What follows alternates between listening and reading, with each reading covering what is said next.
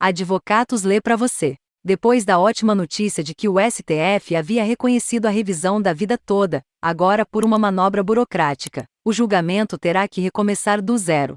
Entenda o porquê da revisão da vida toda. Em 1999, uma lei alterou a forma de cálculo das aposentadorias por idade e tempo de contribuição. A alteração foi a seguinte: todos os meses de contribuição anteriores a julho de 1994 seriam desconsiderados para fins de cálculo do valor do benefício. Ao ler isso, você poderia pensar: ué, mas essa alteração não é boa? Para a maior parte das pessoas é mesmo, já que normalmente a remuneração do indivíduo foi maior no final da vida de trabalho. Por isso, excluir os salários do início da carreira é bom, não ruim. Ocorre que milhares de pessoas estão na situação inversa, ou seja, ganhavam mais antes de 1994 do que depois desse período. Por isso foram muito prejudicadas com a nova regra. Desde então, desde 1999, centenas de milhares de pessoas começaram a dar entrada na justiça em suas ações de revisão pedindo que fosse considerada a vida toda de trabalho para fim de cálculo da aposentadoria.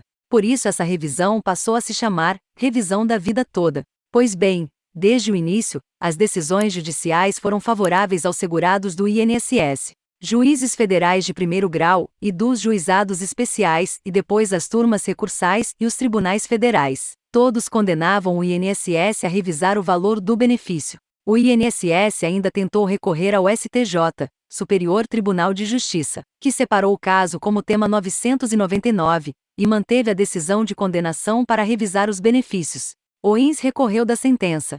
Mas então, o INSS recorreu de novo para o STF, Supremo Tribunal Federal. Esse último tribunal tem jurisdição sobre todos os outros juízes e tribunais do país e por isso, a decisão dele é tão importante. Iniciado o julgamento, o tribunal se dividiu e chegou ao empate, 5 votos a favor e 5 votos contrários. Foi aí que o ministro Alexandre de Moraes pediu vista e o julgamento ficou suspenso por meses. Por fim, Alexandre de Moraes deu seu voto no mês de fevereiro de 2022 favorável à revisão. Diante disso, todos noticiaram, inclusive advocatos, que a revisão da vida toda tinha sido julgada procedente e que todos poderiam pedir sua revisão. Ocorreu que o ministro Nunes Marques pediu destaque, dentro do prazo. Esse nomezinho simples esconde uma armadilha para os brasileiros. Ouvimos nosso especialista em direito previdenciário, Dr. Marcelo Martins, que nos disse: há no STF a possibilidade de os ministros julgarem o processo em plenário virtual, e em razão da pandemia de Covid-19 o plenário foi utilizado muitas vezes, inclusive na revisão da vida toda. Ocorre que há uma regra que permite que um dos ministros peçam para o plenário virtual ser desfeito, e que o julgamento seja feito de forma física, no plenário. Essa regra chama-se destaque. Uma vez apresentado o destaque, o julgamento deve recomeçar do zero. Assim, como começa do zero, e alguns ministros do STF se aposentaram e foram trocados, pode ocorrer de uma decisão diferente ser o resultado da votação. Por isso, vejamos como ficou a votação anterior. A favor: ministro Marco Aurélio, ministro Edson Fachin, ministra Carmen Lúcia, ministra Rosa Weber, ministro Ricardo Lewandowski, ministro Alexandre de Moraes.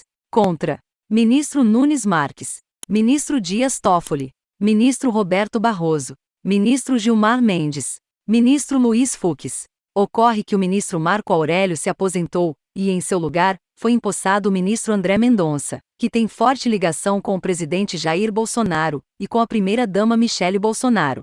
Assim, tendo em vista que tudo começará do zero novamente, há uma grande chance de inversão no quadro, com a vitória do INSS em prejuízo de centenas de milhares de brasileiros. A aguardar.